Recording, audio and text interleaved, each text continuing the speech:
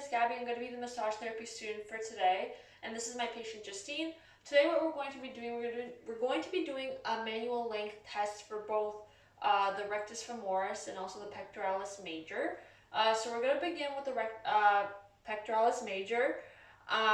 This test can be done bilaterally, but it can also be done unilaterally. For the purposes of today, we're going to be doing it unilaterally to test the affected and the unaffected side as well.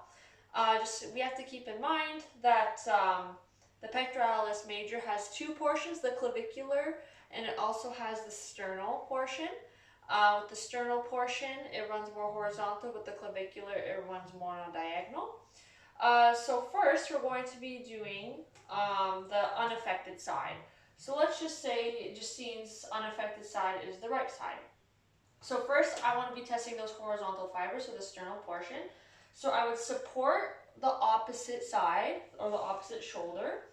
And then from here, I'm going to relax, and I'm going to bring her arm down like that.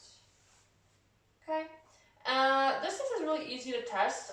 If there was space between her humerus or her GH joint and the table, then there could be some tightness and restrictions there. You could also take a measuring tape to it if you would like.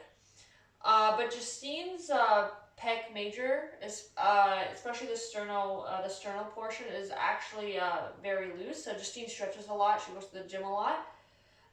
So it's relatively good. And then also you can apply pressure to see if there's any restrictions or limitations.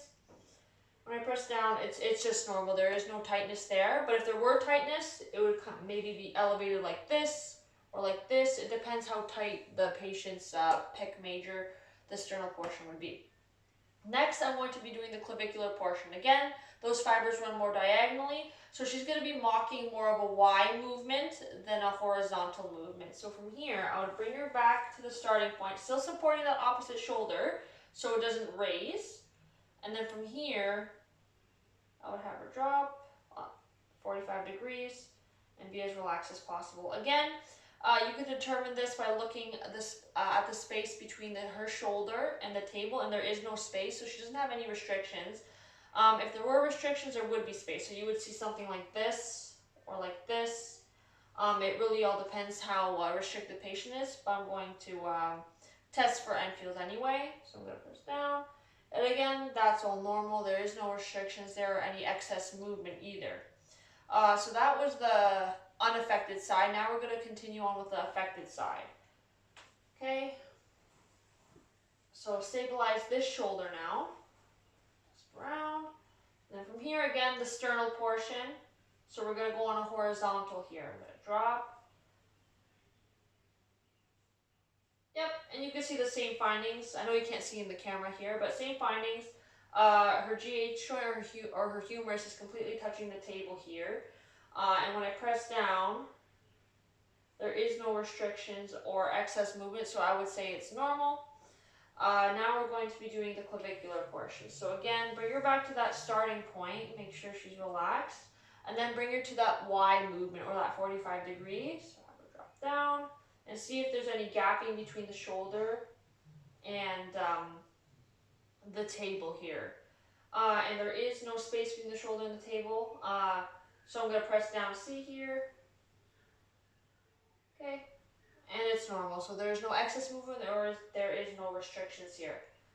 Okay. So you can sit up for me. So that was the manual length test for the pec major muscle.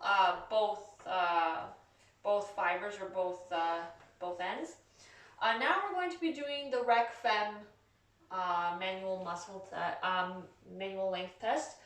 How I like to do this is people may be familiar with the Kendall's test. The Kendall's test tests for rectus femoris contracture, but it's also a great test to see the length of the muscle. So what I'm going to do, I'm going to do the unaffected side first. I'm going to do Justine's right side, and then I'm going to do her affected side, which is the left side. So what I'm going to have Justine do, I'm going to have her sit at the edge of this table. Yep. And I'm going to have her lay back.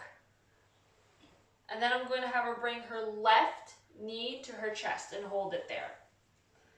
Okay. And if it was within normal limits, so the length, her knee would be at 90 degrees, so right there. But it's not, so it's a little bit out like this. So she does have a little bit of restrictions there just by observing, but we can also stress it or apply some pressure to see the end feel or the limitation that she has. So I would support on the iliac crest, and then from here, you can either push down, and you can also wrap your leg around and then kind of push her femur and tibia back. And she does have some restrictions here. She does have tight quads. She admitted that to me earlier. So you can feel some restrictions. When I let go, it wants to bounce back almost. So that would be kind of a little bit of restrictions with that MLT. Now we're going to be doing the opposite side. So I'm going to have Justine put her leg down. And I'm going to have her do the same with the opposite side. So bring your knee to her chest. And again, it is not completely 90 degrees. There is some excess degrees there. If it were 90, it would be about right there, but it's not, so it's a little bit out here. Again, I would palpate for her iliac crest, and then I could push down on her femur, and then I could also wrap my leg around and kind of push her tibia and fibula inward. And she does have some restrictions there. Again, it wants to kind of bounce back when I push it that way. So relax. So the results of her MLT is for her rec fem is that they are a little bit restricted. She does have tight quads. How you can fix that is just some stretching and some manual therapy.